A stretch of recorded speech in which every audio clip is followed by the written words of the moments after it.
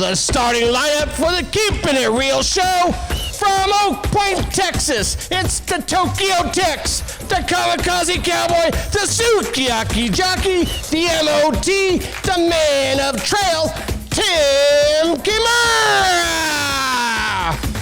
And from the home of the San Antonio Spurs, the captain of the team, the man with the dream, the man behind the wheel for Keeping It Real, Brad Jewett!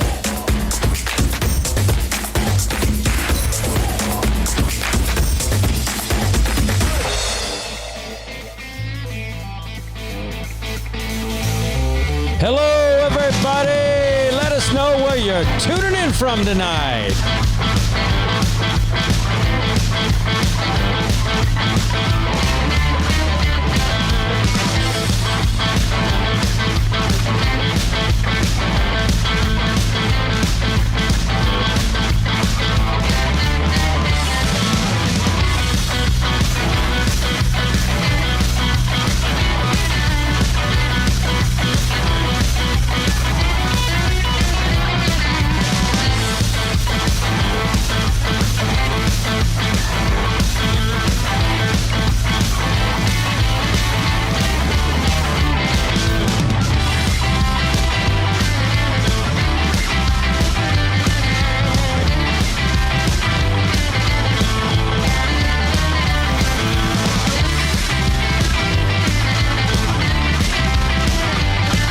Hi, my name is Charlie Cole, and my favorite part of the Keeping It Real show is hearing about all my friends and other horse trainers and how they started and how they got into this business. To me, that's really interesting.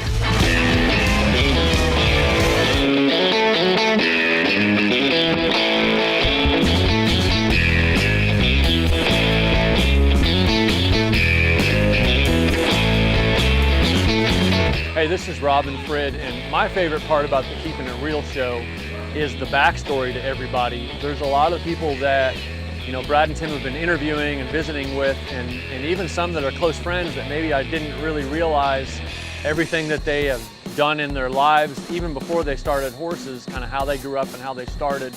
And after, you know, I've been on a couple times, and the second time was when we really got into that a little more. And I've had a lot of friends that I've known forever that don't even know other. Or I had someone stop me today, said, I'm like, I'm from Canada, how did I not play hockey? But so that's my favorite part of it. I just sing and bring light, and I.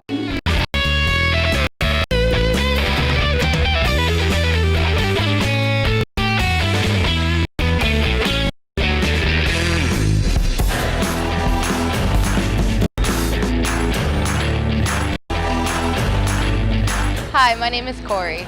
My favorite part of the Keeping It Real show is watching so many different people from the industry talk about their experience tips on riding.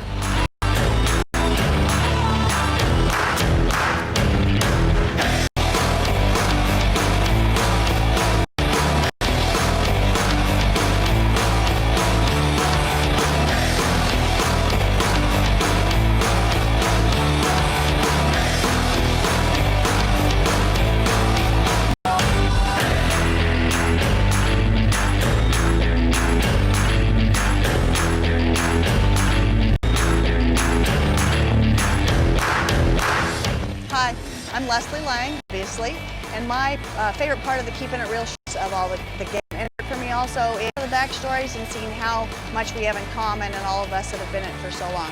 I think that to me is just precious to learn. My experience on the show was fabulous. We had time. I was concerned about filling an hour, as they put it, and when we got done I had all kinds of stories that I still wanted to tell, so the hour went really fast and it was fun to reminisce, and I really enjoyed it, and I think it's been fabulous for the industry, and Tim and Brad and Kona have done a fabulous job.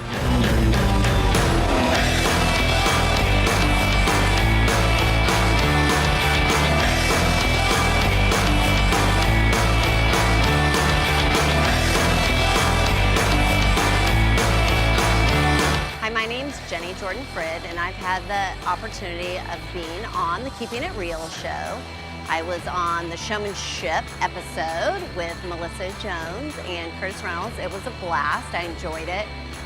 Definitely kept me on my toes and made me really think about things, and enjoyed it very much. Brad and Tim are always so much fun. I've enjoyed watching several episodes. My favorite one was the one with Cleve Wells and Steve Peckerman. I thought that was such great history. Two great horsemen there. But there's been so many great shows. My favorite part of all the shows actually is just the knowledge that is shared with everybody, the history. But one of the things I enjoy the most is actually the beginning with all the announcing and Brad and Tim being so much fun and just making it enjoyable, and just so grateful what they're doing for our industry to give us this opportunity to listen to so many great horsemen and horsewomen and them sharing their knowledge with it. So hopefully I'll have the opportunity to do it again, but if not, I enjoyed every moment.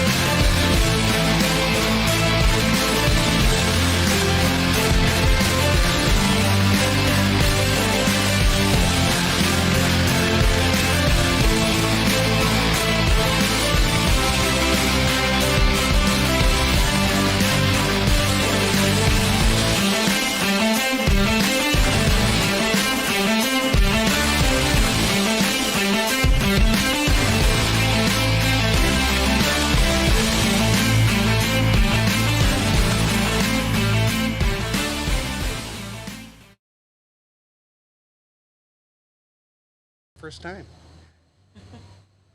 1, 2, go. Tim the Trailman here. Welcome to Keeping It Real. Unfortunately, my partner, Brad Jewett, is way down there in the other pen schooling his horse, so it's all about me. But I have a special guest tonight, Angie Cannizzaro. Can I bring her in? Hi, Angie. Say hi. Yeah. Wow. So it's just the two of us right here. She's my new Keeping It Real partner here, okay?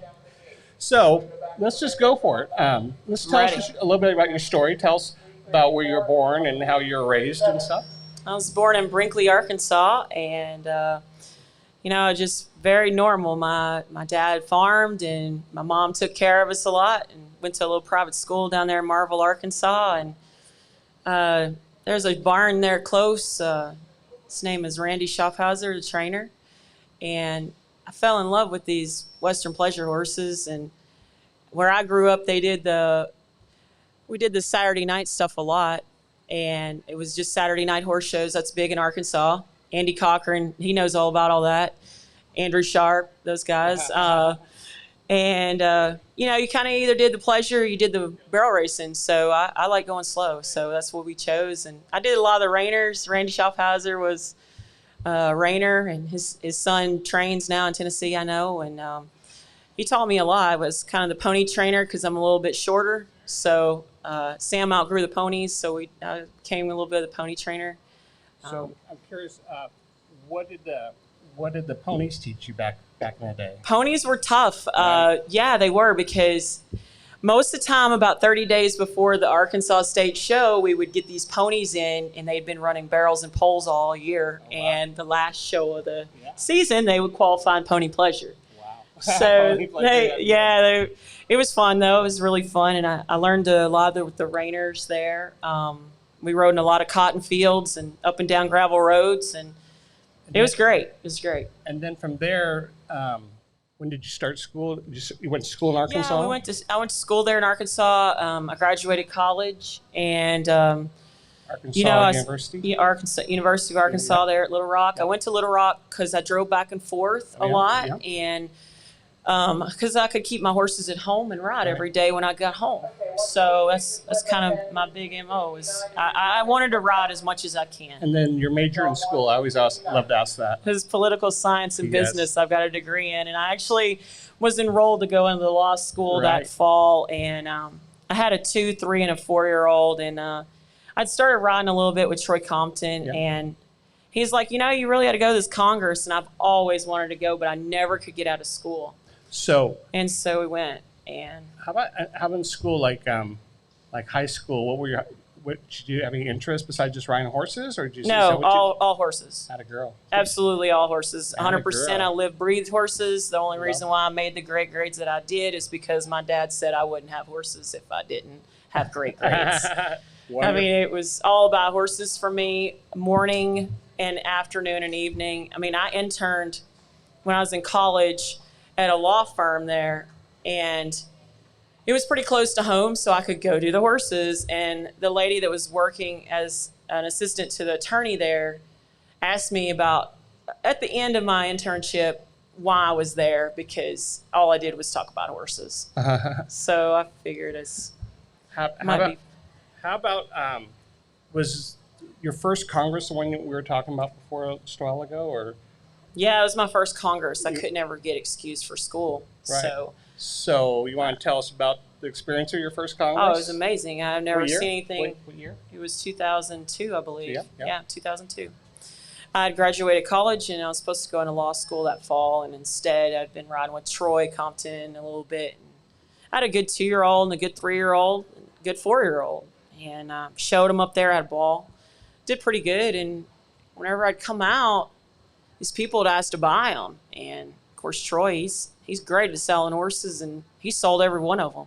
So first time at Congress, you go to show these 3 horses. Yes. And then Compton sells them. Compton sells every one of them.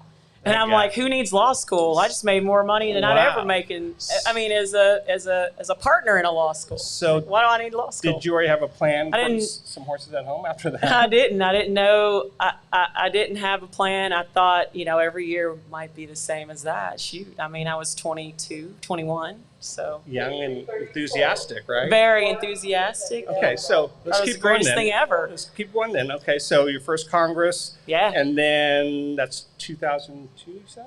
2002, I showed in the non-pro, yeah. And then how many years did you show non-pro before you? Shoot, I think I gave up my non-pro card in 2009, right. 2010. And you won a lot, didn't you? 2010. So you kept being successful after that? Oh, yeah. We had a ball. I mean, I learned so much. Troy helped me, and he'd sell these horses. And, I mean, it was great. I'd buy horses, and it's great. It was great. A special non-pro horse that you have a story about? You know, You bring so many good ones, so. It's some good horses. I had fortunate, you know, whenever they get where I really liked them, you know, we were hopefully selling them. I'm Sparkling Hot was a great one. Impulse to Sparkle. Adios Mi Amiga was a great mare. It's the first time I won the Congress was on her. So I'll compare it to my girlfriend. Like, sometimes they get attached to these horses, right? Yeah, I learned that at a young age. Diane Eppers bought I had a horse that I lunge lined with whenever I was 17, and I went to my first and only youth world, and I showed her. I thought I was winning the world, and I mean I didn't even make the split, but Diane Eppers was waiting at the gate whenever I got out of there, and she bought that horse Just like that, huh? Just like that. She Oh my didn't God. even show saddle, show pad. They went and rode it. We're buying the horse. Wow. Vetted it, and I was sitting in her stall crying. You know, that night. When I mean, I was a kid. Right. I didn't know. I mean, it's my baby. She's 3 years old. And, you know, after that, I knew that's what I had to do. Like, because then I was able to get another. Right. And I was like, that was fun. You know, I mean, I get to train another one, you know.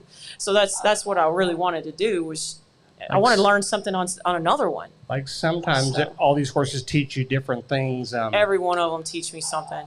You know, I'm fortunate Every one of them. with Tina, and she, same thing. She has a Yeah. lower budget, so Same. she takes horses and then she raises them, and not raise them, but she shows them and, Sure. and makes them, okay? Sure. And sometimes they're not the best at the beginning, you know. That's right, They're yeah. these But they're quirky, and you got to figure out your Right. way through some of the quirks. I mean, But- I've ridden a lot of horses I paid $400 and $500 for. but then they become these swans, Some right? of them do. Some of them really become great horses. Do you, I mean, I'm just going to jump a little bit. Do you see that a lot of times out in the field? Like you watch people's horses that, wow, that's not dink, but that one doesn't look like it's going to be that horse. And then pretty soon, like you see it 6 months later and wow, that sucker's just For changed. sure. Right? Yeah, you really, some of those, because you can't ever really predict their mind when you go to pulling and pushing on them. And whenever they are so accepting of you, it is amazing how much you can teach these animals. They're so tolerant of us. So, like, I'm just jumping around tonight. So let's talk about your business currently, okay? Yes. Like where Yes. you guys work out of, and Yes. you want to talk about your business and Yes, it's where you're located? it's called CAC Show Horses, and it's my husband and I, Charles, and we have a place down in Purcell, Oklahoma. It's about 40 miles south of here in Oklahoma City. that famous Charles Triplet. Cannizzaro, home of the triplets. Yes, the one that owned that yellow Jeep. That's him. Oh yeah, the old yellow Jeep. The Wow. yellow Jeep. What a famous story that has become, Yes, like my yes. destiny.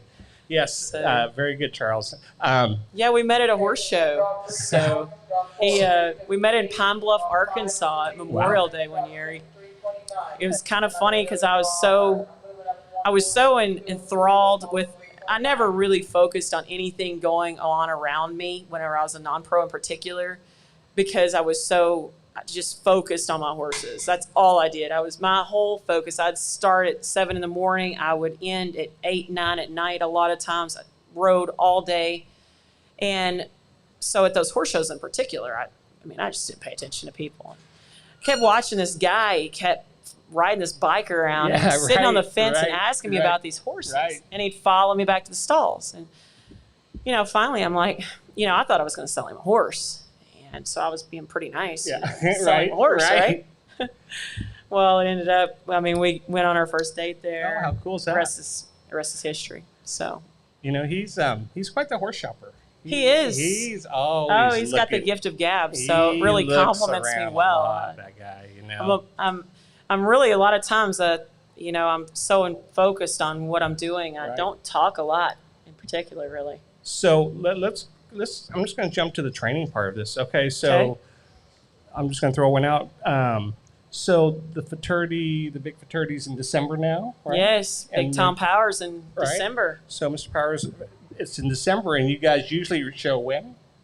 June, end of June. Like- Yes. Like this coming month, right? Yes. So like you would get your horse scheduled to peak. To peak, at yes. June, I've got a right? 2-year-old. It's pretty so- peaked right now. So you have an extra 120, 110 days Have a to long do something time. else Yes. to get them to peak I later do. on, right? I do. I have a long time. So what's how's that change your mentality? I mean, not mentality, but how do you do that? Would you just ride them, or do you keep training them, or is it going to be a different type of class when you guys show in December? I feel like everybody, like this one particular 2-year-old, I have one that's really, it's like a 3-year-old. I mean, mentally, physically, it's a great mare. And I mean, I don't know how good I do, but it's, I really enjoy the mare. And with her, I mean, I'm just going to dive in and keep going, because people are going to catch up with me, because I'm ready to go right now. They're going to catch up with me by December. I'm going to keep going. And the best thing that I can do for everything, I'm going to go into the barn. That's all I'm going to do. I'm going to drop deep in my horses. That's it. So how about, I'm just jumping around the board, and I apologize for that. So let's, since that's your good 2-year-old for this year, let's go back a little bit and talk about your program a little bit, okay? All right. In your program, like, tell me that beginning stages, how you guys either halter break your horses, saddle break your horses, your first 30 days on those horses. How's that work? Right now all of our yearlings are halter broke very good, and all that stuff. And I guess about the end of their weanling year, we've got a donkey named Jim. He does a great job for us. We have also a lady down in Whitesboro, Texas, by the name of Julie Vogie. Julie V. Yeah, Julie V. And she is great at selling, but she is really great with the yearlings. And we'll send her a couple of those. And we'll do a little bit at our house. Charles messes with the yearlings a lot, taking them to the round pen, getting them lunging a little bit, handling on the ground. We'll try to get all that done by August of their yearling year. And then we'll throw a saddle on them. Sometimes last year we had a little time before the Congress, and Brian Ale helps me, and we'll throw a saddle on them and put some driving lines on them, and see what we got, see what these attitudes are about. And you can't ever tell at the first. Sometimes the best ones start not as good. The one 2-year-old I've got this year, she started great, and she really hasn't had a lot of bad days since, and that's kind of rare. But it's a lot of fun. We'll kind of we'll put especially like you think of the ones that are born in January. We might put a couple of rides on them before Congress, and then throw them back out in the field. They'll grow some more, and we try to get them all in by after the World Show. We'll have a lot before the World Show ends, and we'll work on them pretty good there starting December. So the stuff that you're telling me is just nothing you just pick up. It's just like, it's stuff that you've had since your, like, who are the people that helped you develop all lot this of stuff? people. I have my board of people. Look, Troy Compton helped me a ton, and he really did. I mean, when I started with Randy Schaffhauser, I learned how to ride. I learned how to balance. I learned he taught me how to use my legs and that sort of thing. And, just the typical balance stuff. Well, I went on Troy. Troy elevated me to a different level. When Troy would pull into the horse show, he'd win all the juniors and the seniors. The guy was unstoppable for a while there. And, he challenged me to that. That's where I met Brian Ale. It helps me now. We spent about 1.5 years there at Troy's together, and got real close. And it was that was great. And then I rode with Andy Cochran some. That guy's great. You're right. Cleve Wells. Oh my gosh. CleveWells.com. He's the master. And I studied Bob Avila. If Bob Avila walked up to me right now, I don't know that I could speak. He's a legend to me. I've got every Ride with Bob magazine that there was. I study them to this day. One thing that I do, and I don't know if it's normal or not, but especially on my ones that are developing, I write journals at night.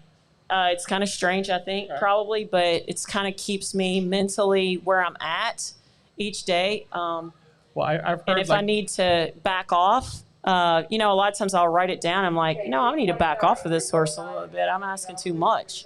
Well, just having everyone has a program or has a plan. Absolutely, per horse. I'll have a page per horse, and then you kind of know where this horse ought to be. Yeah. Okay. Yeah. And if it's not, I'll look back and say, what are the things I'm way we need behind to do from last year, or how much pressure can that horse take? How much pressure does it need? Sure. Are we Right. bypassing Where am I something. at? Yeah. And then if they get hurt somewhere and they lose 2 weeks or something, It's tough. Yeah. how like in your domain, because Yeah. you guys have this program of educating along the way, and then if you have like a 2 weeks lapse, right, You're pulls in you behind trouble a if little you bit. got a 2-year-old and it gets hurt. You're in trouble a little bit because let me tell you something. Those guys that I mean, every discipline's really tough, and the pleasure is in particular is too.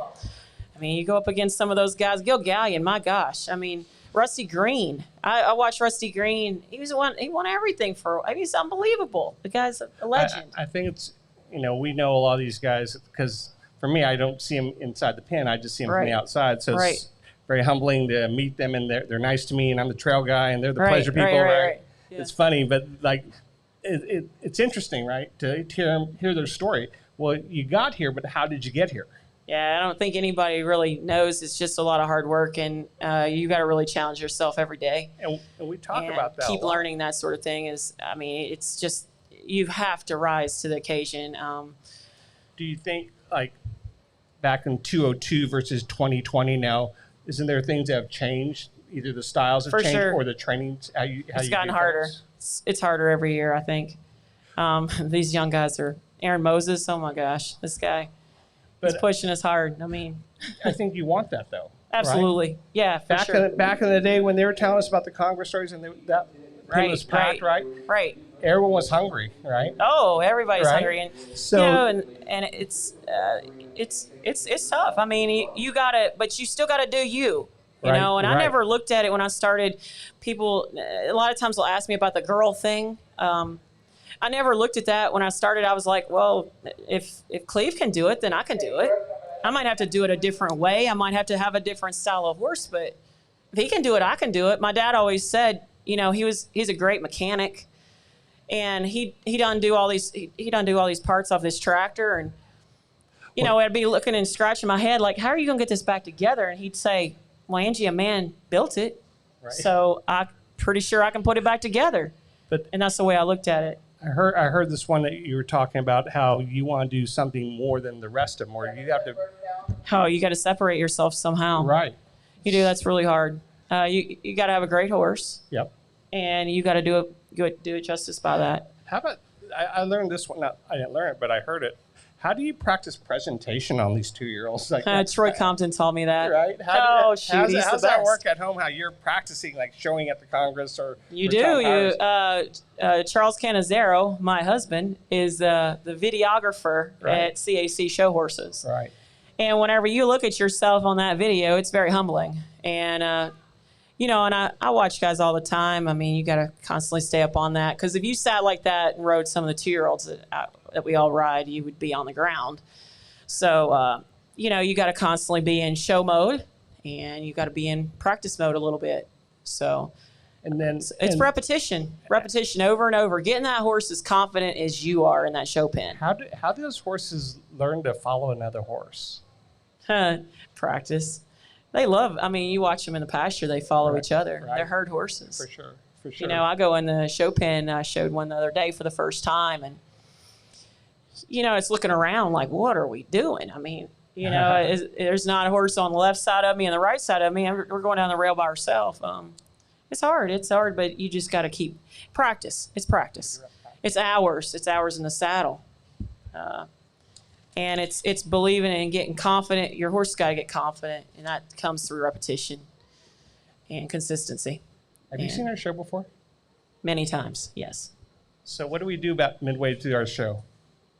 Oh, shoot, those rapid fire drills, huh? Rapid fire. Oh, no. Rapid fire. I don't think very fast, so I do the pleasure horses for a reason. But, I'll try. Here we go. Question number 1. Yes. Name something you bought the last time you went to a store, like Walmart, Target, or something, but no food items. Well, I can go off a little bit there. I buy those Hoka shoes, but let me tell you something. I'm a big clapper, bit, and spur fan, so pretty good on that. Name a type of topping you like to put on your ice cream. Strawberry. Atta girl. Name your favorite inspirational movie. Oh, man. Remember the Titans. Remember Rudy. Perfect. Man, all those are great. Michael Jordan's documentary lately. Oh my gosh. What type of food do you like to dine in at horse shows, Mr. Cannizzaro? Like, you can tell me a restaurant, or you can tell me the style of food. Mastro's, Scottsdale, Arizona. Atta girl. Which of these 4 states do you enjoy showing the most? 4 states, okay? 4 states. Arizona, Florida, Ohio, and Texas. Arizona. Atta girl. 6, what month of the year do you enjoy training your young prospects the most? Right now. It's getting hot. I love it. May, June, okay. Who is your favorite talk show host? Favorite talk show? Pat Sajak, Wheel of Fortune. Okay. What a classic. We'll give her that. Favorite, okay, here it is, 8. What's your favorite part of living in Oklahoma? We're so centrally located. Vets and farriers, amazing. Talented. What all-around trainer have you walked around with while riding here at the Redbud? Robin Frid. Oh my gosh. Brad Jewett. Okay. Amazing guys. Final question, okay? Which Thunder player do you miss the most watching? Harden, Durant, or Westbrook? Oh man, I hate saying this, but Kevin Durant. Durant. That kills me. Good job. Good job. We doing commercial? Can you throw that in? Okay. Time out.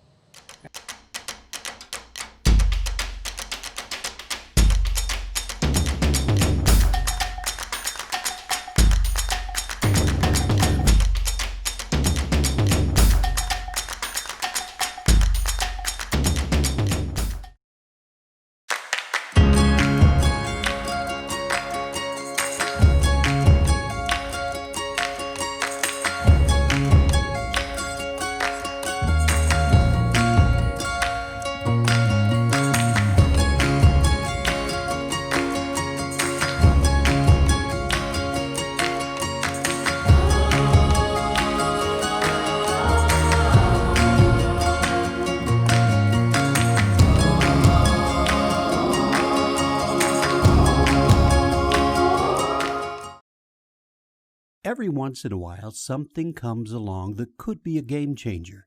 Enter Unishippers, a trusted shipping source for more than 30 years. If you need a reliable, fast shipping source, turn to a specialist that knows the unique shipping needs of the equine reproductive marketplace. As an authorized UPS reseller, Unishippers offers unbeatable shipping value. Let Unishippers deliver for you. Call Mark and his team today. Caring for your horses is easy when there's a safe choice for you.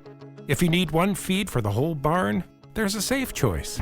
If your horses need gastric support, there's a safe choice for them too. Some horses need lower starch and sugar. You guessed it, there's a safe choice for them. There's also a safe choice for mares and foals, for seniors, and for easy keepers. All these horses can gain a lot with science-backed nutrition from Nutrina. Yours could too. For every horse, there's always a safe choice. And welcome back. Where's that Brad Jewett guy? Brad who? He's missing this tonight, and I have such a great guest tonight. I really appreciate Angie Cannizzaro coming over here for the Keeping It Real show.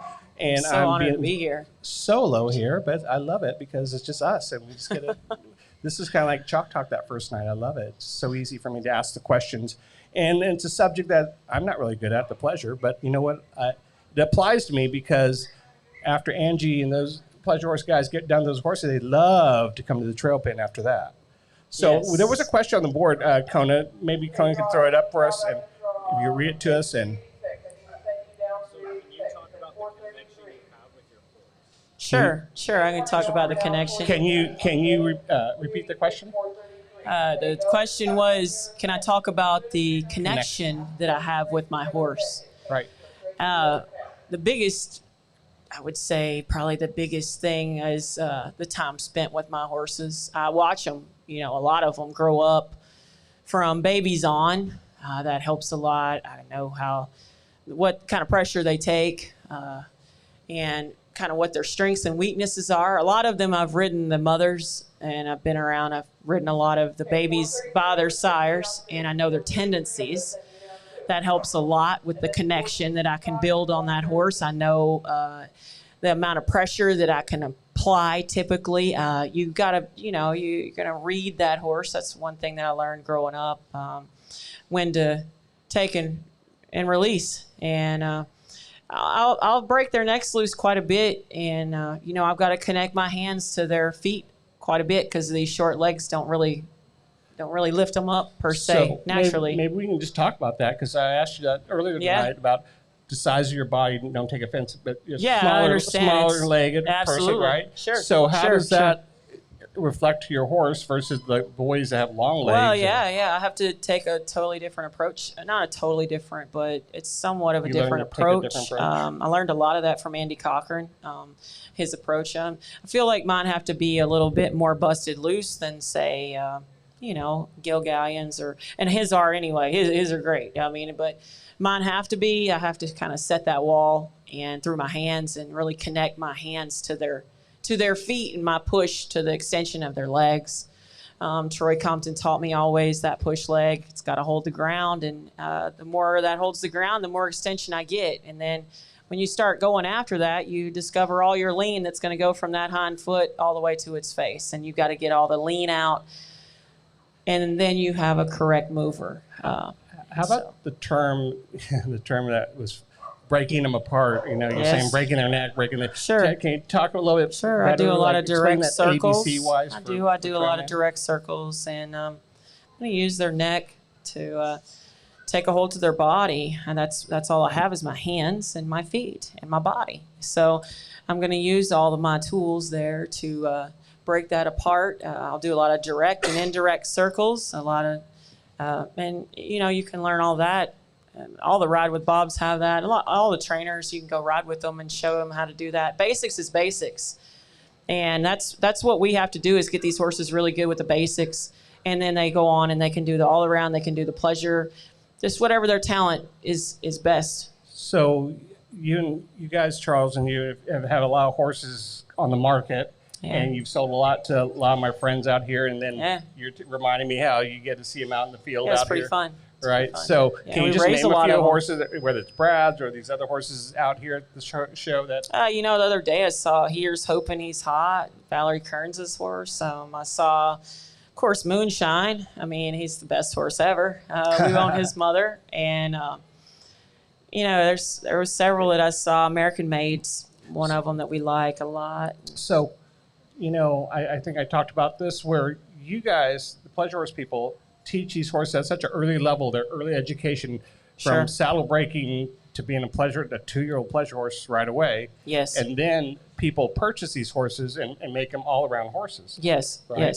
yes. So what do you find intriguing, that from where you taught them your part, which you did a great job, and then watching the other guys do other things, trail poles, Western riding. It never ceases to amaze me. We'll have one that's a little bigger strided, that you really work hard with those bigger strides and getting it just right, that sort of thing. And then it amazes me how much they will excel at the other events when it was kind of a struggle for the pleasure for them. But they're so trainable that they let you do it.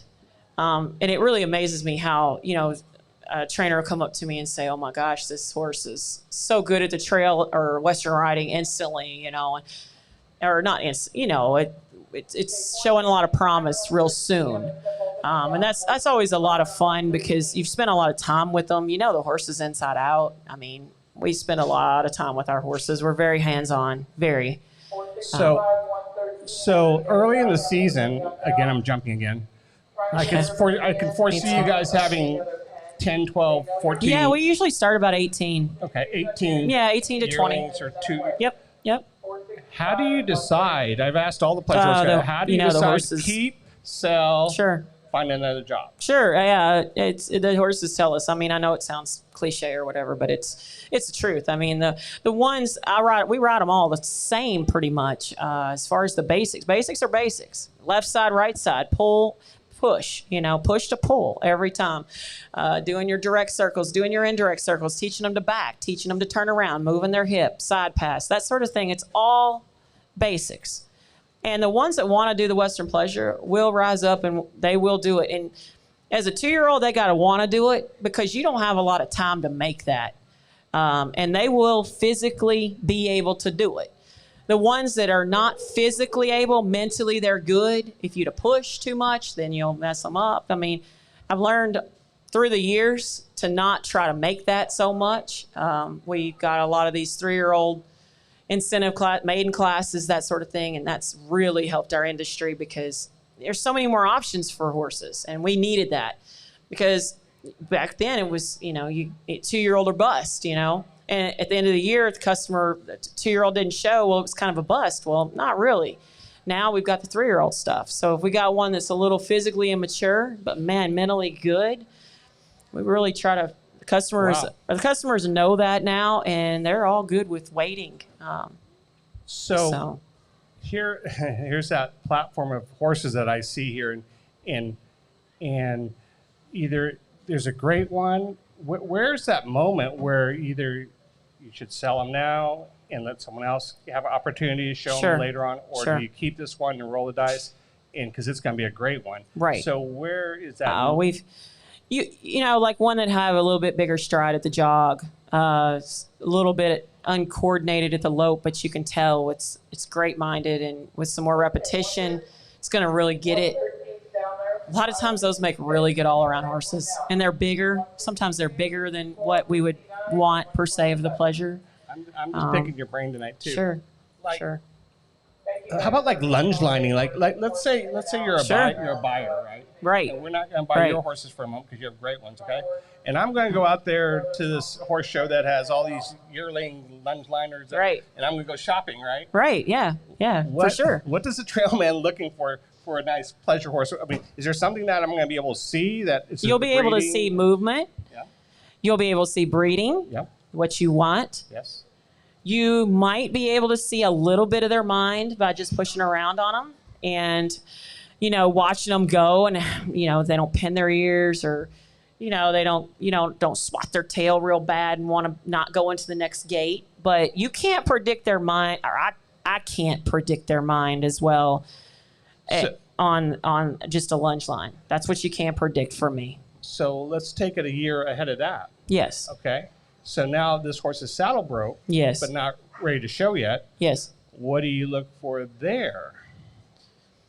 I mean, either for my arena or your arena, probably your arena. Okay. It's saddle broke. It's going around. Yeah, like good movement, or absolutely good movement. It'll have tendencies of its mother or father, typically. Ears, eyes, or anything like that. For sure, you'll know. And you just there's different, to me, kind of different categories. I think there's a lot of really good horses out there. And I just think it's a matter of finding them a job. And I'll, Well, I'm just thinking, okay, so like if I'm a people watcher, sure, I can see that horse or that person right there, and I can kind of tell something's going on. Well, that one just walks and has great posture. Right. Looks good, right? Right. Or that horse has good that horse has good ears and eyes. You can tell a lot by the walk. Right. You can. Right. The way they move their shoulders, the way they move up underneath them. You can tell a lot by the walk. And I'm telling you, whenever you go to pulling and pushing on them, that's when you know. Or that's when it tells off. I mean, because if they are receptive to that and they have talent, man, that's awesome. That's it. You can, I might have to go back in my journal and look at some notes from previous years or something. But if I can have enough sense to train them, then they'll make something. There's a lot of good horses out there. I mean, they're breeding them great now. Right. So do you? Soundness is big. Soundness is very big. So what do you look for that? I mean, just man, sound, but is there legs? You have to have a great farrier. Yeah. And you have to have a great veterinarian. Wow. And that'll make or break you for sure. And I just lost my train of thought. I'm listening to Nellie for a second right there. I'm thinking, oh my gosh. Okay, so here's this 2-year-old, okay? Yep. I'm looking at this 2-year-old. Maybe you're going to kind of shop in my domain for a minute, okay? Okay. Like, maybe it's not going to be the superstar 2-year-old Congress champion 2-year-old, okay? That's right. But you can buy it affordable, and then you can take it and teach it the trail, teach it the Western riding, teach it the showmanship, and you can make money. Right. And so that's great. That means it's a win-win for everyone, right? It's just a great market, right? Great market. Yeah. Or you can just have fun. Have fun till you don't want to do it anymore. And it doesn't mean that they have to show us a 3. You can sell and get you another one. Right. So. I mean, it's interesting because the horse is it's not like you have to be a great 3-year-old. You can be a 4 or 5-year-old horse and for be sure, like for a sure. junior Yeah, horse, they just usually get better with age, so they get physically and mentally more mature and more confident. It's all about confidence.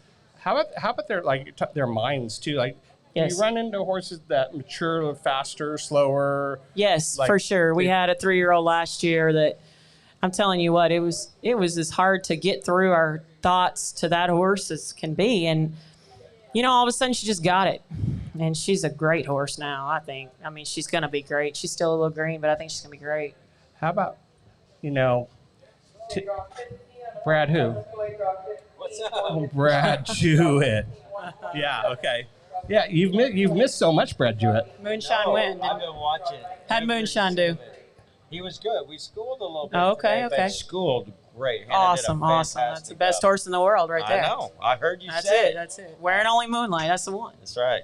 What can you help? Let's try it this way. Help people that aren't showing a 2-year-old. Okay, maybe they're showing a junior horse or even amateur or youth. Right. What are the things that you can help them here and tell them about showing and preparing their horse for the class, like a horse show like this? Practice.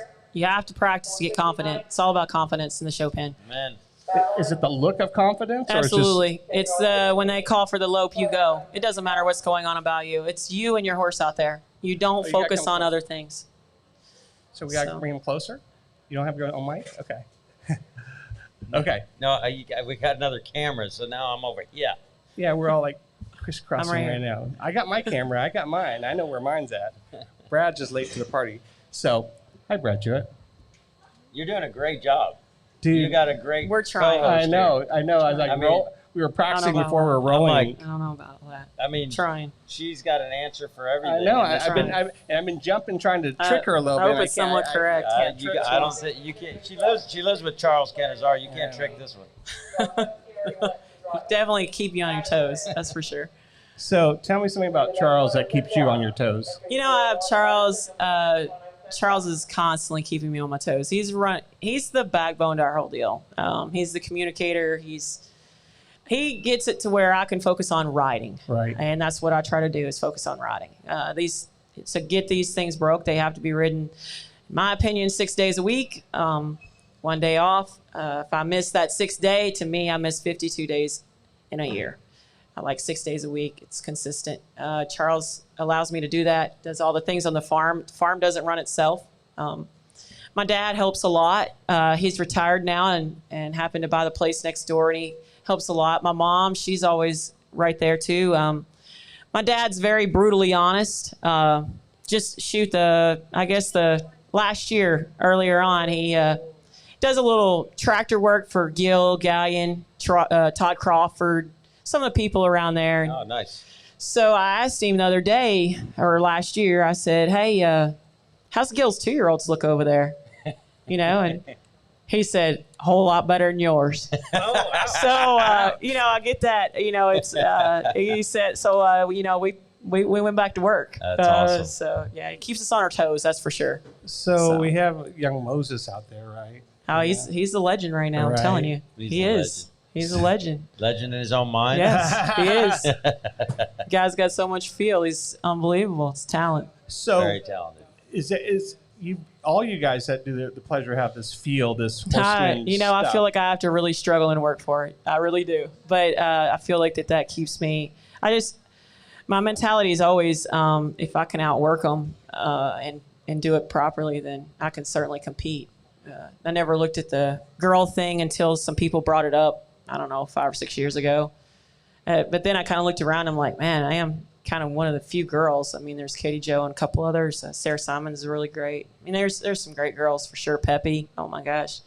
Yeah. Really talented. For sure. So I have this question out here. It says, what is natural suckback watching colts? Natural suck back, it's lift. They're bred to do it. It's not something we create. We teach them to break their body parts loose, and we will encourage them to go slow and keep them soft. Whenever you soften their body, meaning pulling them around, breaking their hip loose, breaking their rib cage loose, breaking their front end loose, and when you do that and you pull their necks to level, their back pops up. It's just natural lift, and that softens them. I wish I could say that I did that, but good Lord above created all that. That's through breeding. It's amazing. So the big one is, what's the biggest challenge you find nowadays in training 2-year-olds to one of the big fraternities? Like, is it just... Time. Yeah, for sure. I feel like I always need more time. So how about the virus versus time for your guys' program? The virus, I hate that we aren't able to get to these fraternities this Summer. Yeah, this summer. It's rough. The Premier Sires, we had several for that, and that's a great program that Claire's put together, the Premier Sires, and we had some Super Sires horses, which we will get to show those. So thankful for Tom Powers to not canceling his fraternity and just postponing it. Yeah. Looking forward to it in December. Y'all are cracking the new facility, aren't you? Yeah, and I've seen it. It's amazing. Wow. That's what I've heard. It's a resort for horse people. That's what it is. That's what I heard. Everybody's going to want to go to it, for sure. So you said that the summertime, or this when it warms up, it's funner to ride these horses now, right? It is. It's funner to ride them. You get some excitement a little bit, for sure. In November, it's pretty exciting around our house. We've got a lot of them running around and screaming and what happens in want November? to throw you off pretty good. You find out how bad a shape you're in by the end of the year. Whenever you're riding one, it's one to throw you off. And that was cold winter days. Well, it sounds like nursery school, preschool, right? You're teaching them the basics, right? It is. And these kids are crazy, like, oh my gosh. Yeah, so many days, you go out there. Our we have a great arena, but it's open. I mean, it's open. It's the north side solid and the west side solid, but it's screens around there. And the wind is the biggest problem around here in Oklahoma. It's not so much the temperatures, but it is the wind. It does keep the wind off of us. We're very thankful to have it. But wow, I mean, some days it's so cold. I mean, I ride in snow pants. I look like a Michelin man when I go out there. And they have to really tolerate. They learn to tolerate it. And the first couple of times with the snow pants is a little interesting sometimes. Do you ever take interns, or you have people working for you? I've had some great interns. I've had some great interns. I've had Lauren Martin. I've had a little Chloe Wires. She worked for us one summer. Paisley Putoff worked for me for a long time. Blair Townsend. I've had some Brooke Wolf. It's really good. Those girls, they worked so hard when they worked for me, because Charles and I don't have kids, and I don't do vacations. I'm not a big vacation person. I can't leave my horses that long. Some people need that. I understand that. For me, I don't really need that.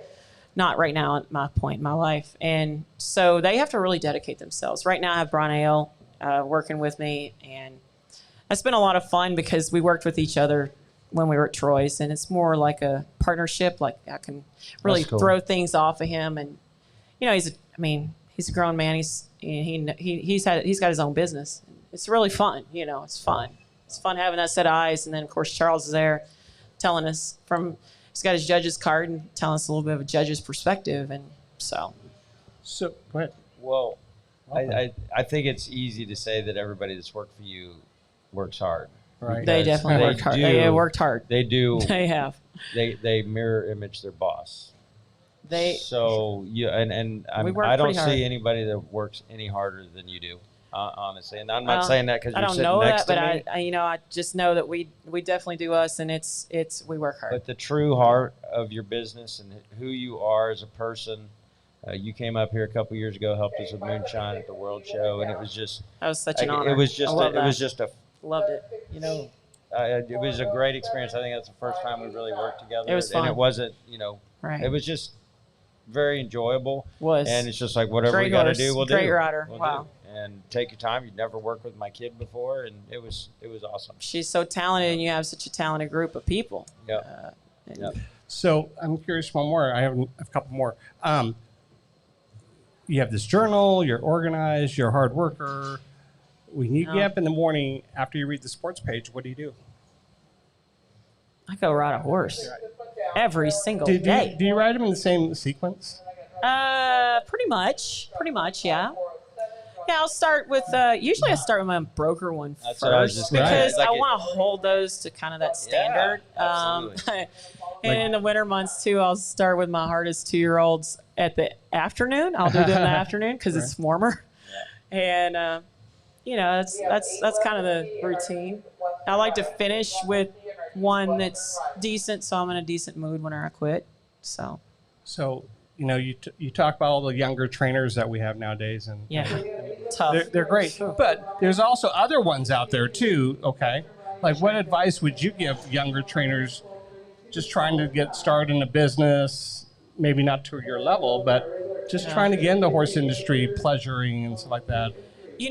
The biggest thing that you got to work hard, but you need to stay with someone for a long. Look at Aaron Moses. Look at Denton DeBurr. They stayed with Gilgallion forever, and they learn so much. They're so ready when they go out. I stayed with Troy Compton for 10 years. Yeah. Were you that long? 10 years. Wow. And I just learned so much, and I think personally, two years isn't enough. But that's but some people might be, they're different. That's definitely different for different people. But I find that you need to stay with somebody. You need to learn. They're going to give you the opportunity. They're going to give you opportunity to ride a bunch of horses, and they'll give you the opportunity to show whenever you ride those horses. I think that's imperative. And then whenever you start getting going on your own, I think you've got to really challenge yourself and go. I mean, you can ask Gilgallion, you can ask Rusty Green, you can ask anybody. They'll help you. Right. Yeah. Andy Cochran, oh my gosh, I got help from him 3 weeks ago. So that's why he helped me out. He helped me out with one, and I was stuck in a spot. So that's a question I was going to ask you. Well, that's one of the I things loaded up that and went to Capitol Quarter Horses here 4 weeks ago. 4 weeks ago. Yeah. I had a vet appointment down there, so I threw 3 extra on. And Andy came out there and helped me. He spent an hour helping me on one. Yeah. It's totally different now. The horses, Andy wouldn't even recognize it. I've heard that from so many people that have been on our show. And that's part of what we said. Maybe this is going to open up some of those opportunities. Hey, I saw you on the Keeping It Real show. People would never ever usually come up and talk to you, right? And so a lot of people, and I was just talking with Jenny Fridd over in the equitation pen, and she's like, a couple of people have come up to me and talked to me. Like, oh, I saw you on the show. I thought what you said was awesome. And that would probably have never talked to her prior to the show. Right? So that's one of the things that we're kind of hoping that this show can do for some people is to get help. Because I can tell you one thing. I'm just a very normal person. Everybody that's been on here. This is the first time we've been out. Like, oh my God, we love your show. It's so neat. Yeah. I mean, they're awesome. Just to hear. Kind of get to know everybody. And I'm always, I love the story. I got to say, it was really hard to be over there watching it and not being here. Like, I was pacing, and they're like, how does it feel? I was like, I have anxiety. I sent the message. I'm like, I have anxiety over here. I'm like, that's like our baby, Tim. I know. And tell me about you. And I'm holding your baby, right? Our baby, right? And you do what you always do. I'm going, okay, here's my list. I got so much things going through my head, and I can't get lined up right? But she's in the bounce with me. And if I want to go there, we're going there. If we're going here, we're going to go there. Yeah. That's our biggest fan right there. Brad Wellendorf. That's our biggest fan. He's on every night. KC Chiefs guy right there. Oh, yeah. Big Chiefs, man. Mahomes. It's all good. So that's it. I lost my train of thought. I was thinking about the other thing. I just lost it. So we have a question on here from Darren Shatley that kind of you were covered a little bit, but I think it could go a different way. It says, could you discuss the difference between training, practicing, and showing? And the way I kind of see it is, I told you last night or night before or whatever about, my thing, because we've been at home basically training for 2 months. And my words to all of my clients getting here was, go out and practice. Don't go out and train, because you're going to get in the pen and you haven't done it in months. Mm-hmm. And you're going to go out there and something's going to feel a bit weird because you haven't practiced showing. Mm-hmm. And so I don't know if that's exactly where he's going, but please, for sure, where you see that question. I feel like, to me, we've been at home training. Yeah. And then we will practice showing some to see where we're at on these young horses. I brought them up here, and I've shown, and I certainly have plenty of things to work on. I feel like, the other day I brought these horses up here, showed 2 maiden horses, and I got a lot to work on. And so I'm going back home, and I'm training again today. We've been at home training all day outside. I'm going to train tomorrow, and then I'm going to practice showing on Sunday morning the next time we show. Because you're talking broke horses here. You're not talking. No, they're not broke. Not at all. Okay. I mean, I guess what level? They're level 1. They're level 1 horses. Okay. But they're not 2-year-olds, obviously. No. I've got a 2-year-old. It probably brokered some of them. Really? Yeah, right now I do. One out of 18. We're gonna bring some 2-year-olds up here. Probably Tuesday. We'll probably ride up here a little bit. I'm gonna watch. Yeah. So are any for sale? Or is everything for sale? Everything's, I've got some customers that they really like their horses, and I really like them too. And some of them are definitely for sale, for sure. We could put a sponsor like that out here, So you're when you say you will show when you get in the pen. Yeah, but I have to teach them. Sunday morning when I'll you get here at 3 a.m., that's when you're going to practice. Yeah, well, I'm going to sit. I'm going to practice with my seat a little bit, the show seat versus, get some of my cues working on the show. Can you explain? Can sure. You elaborate there? If I sit down pretty hard, I want them to sit on that hop pretty hard, that push leg.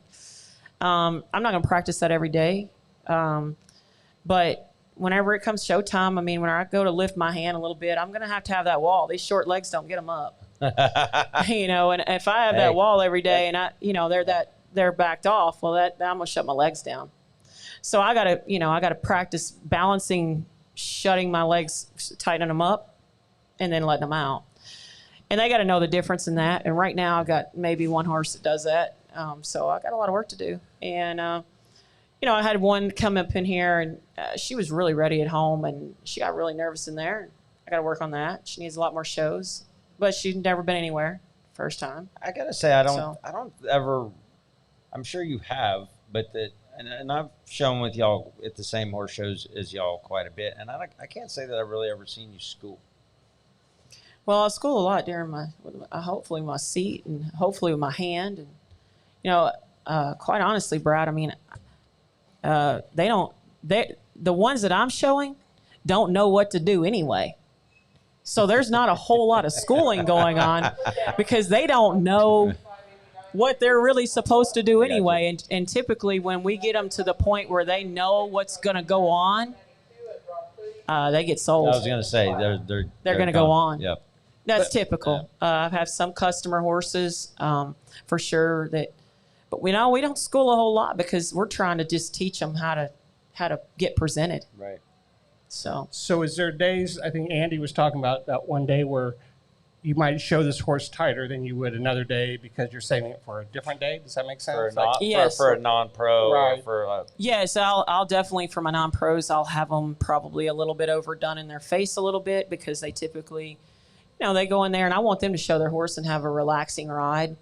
And that doesn't mean using their feet every stride. That means sitting up there and enjoying their ride and having a good time. And so I'll have them a little overdone through their belly, meaning they'll suck back a little bit extra. My shorter-legged riders are definitely going to have that. My longer-legged riders, if they use their feet, they're going to get a little more natural lift. Their stride's going to get a little bigger. So I'm definitely going to probably crack that down a little bit, make it shorten up a little bit. When I say the words invisible adjustments, yes, what does that mean to you? Flicking my fingers. I typically show two-handed right here. Yeah. It's been odd for this show because I come here and if I put a hackamore on my horse, I think I might as well not go in the class. So I'm going to have to go one-handed and bridle. My maiden horses have got to step up. Right. They got to step up. They got to step up. They need to get broke. They got to handle. They got to handle one-handed. It's still the basics. That's all it is. But they got to do it one-handed. And so that's been a challenge a little bit. But, it's a little flick of the wrist. It's a little inside leg break. It's a little, anywhere from squeezing my thigh to my butt cheek. What are you I doing, mean, Robin Fred? you know, they need A little bit of listen to all left that. cheek, a little Can I bit put of him on right mic? cheek. Yeah, a little bit of Cody that, Cam. a little bit of that. You Can I know, put my- sit Robin on the back, mic? move my, Well, adjust my just seat. put that camera up. You got three Just days. go right to there. that mic, Robin Fred. Look at that. Where's my hat?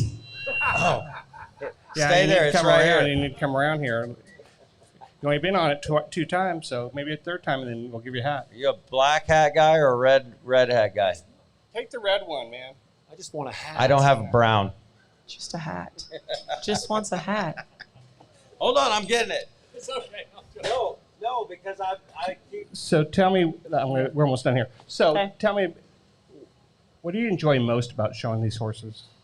I mean, there has to be something inside your soul there that, man, I love showing 2-year-olds. Because there's never a better feeling than whenever you started them and whenever you go and put your hands down and they actually are appreciated by your fellow horsemen and you do good. Right. You know, and or if they go on and they do the all around trainer calls me and says, Angie, his horse is doing great.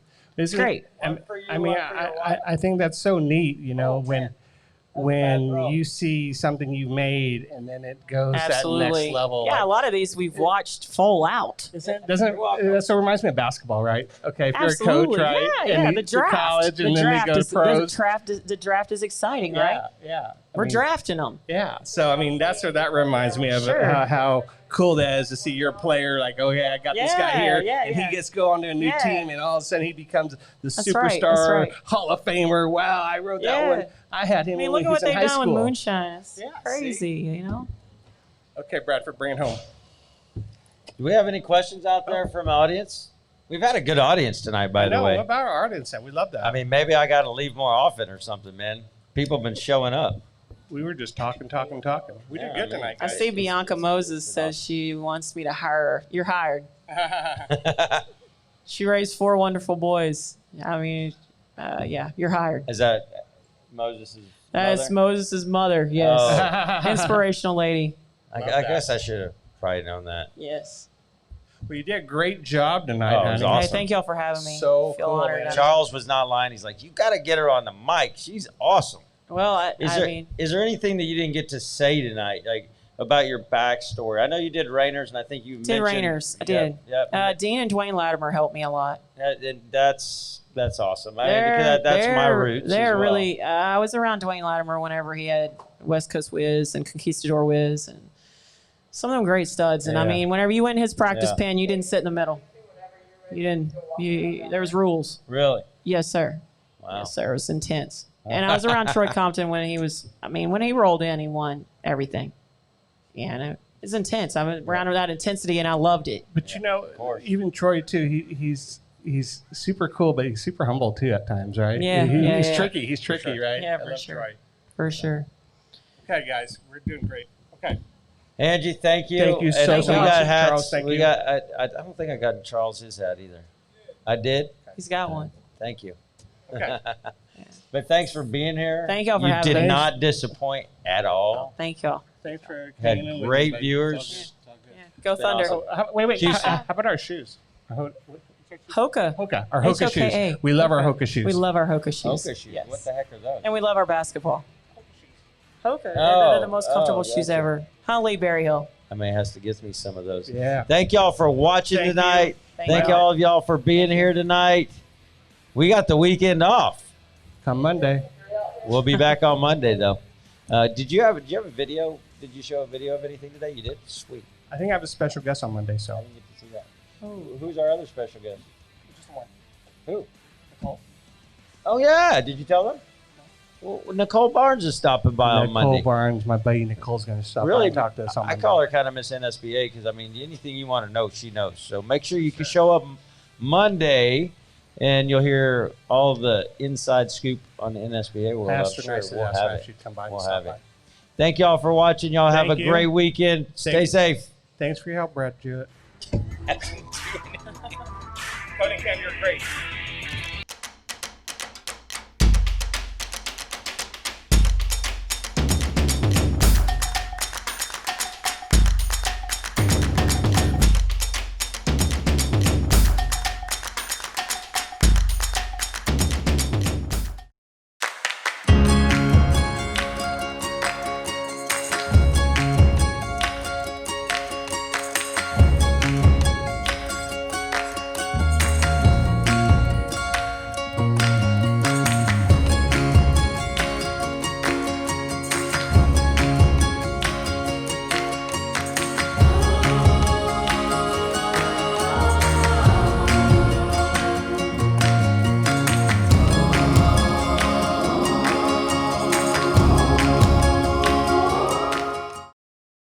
Every once in a while, something comes along that could be a game changer. Enter Unishippers, a trusted shipping source for more than 30 years. If you need a reliable, fast shipping source, turn to a specialist that knows the unique shipping needs of the equine reproductive marketplace. As an authorized UPS reseller, Unishippers offers unbeatable shipping value. Let Unishippers deliver for you. Call Mark and his team today. Caring for your horses is easy when there's a safe choice for you. If you need one feed for the whole barn, there's a safe choice. If your horses need gastric support, there's a safe choice for them too. Some horses need lower starch and sugar. You guessed it, there's a safe choice for them. There's also a safe choice for mares and foals, for seniors, and for easy keepers. All these horses can gain a lot with science-backed nutrition from Nutrina. Yours could too. For every horse, there's always a safe choice. This has been a Kona Cam production. Thanks for watching. Tune in next time.